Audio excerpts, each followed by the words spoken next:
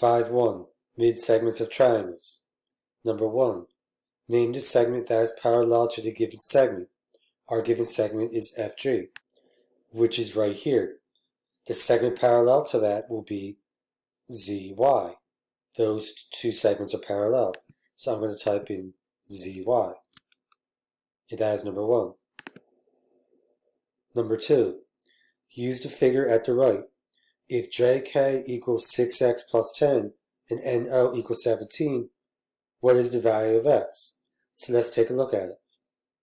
So the triangle midsegment theorem states that if you have a segment whose endpoints are the midpoints of two sides, then it is half the measure of the length of the third side, the side that's parallel to it. So NO is half the measure of JK.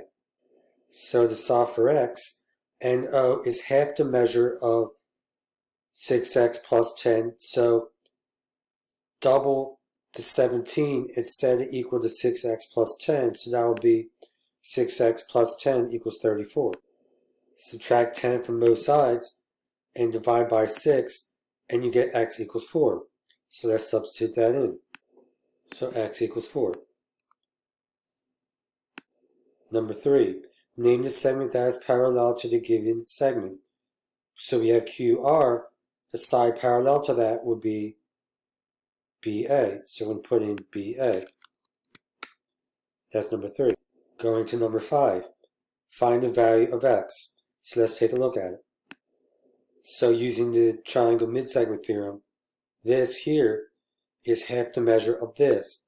So double the 2x and set it equal to 16. So 16 equals 4x. Divide both sides by 4, and x equals 4. So let's type it in.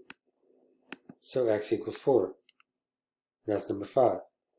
Number 6. A surveyor needs to measure the distance AB across the lake. Beginning at E, he locates the midpoint C of AE and the midpoint D of BE. He then measures CD. What is AB?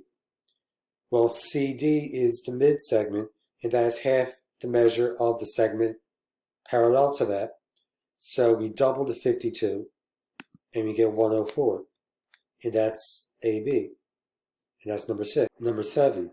X is the midpoint of UV. Y is the midpoint of UW. If the measure of angle UYX is 48, find the measure of angle W. Well, angles Y and W are corresponding, and since XY and VW are parallel, they are going to be equal in measure. So angle W is going to be also 48, and that's number 7.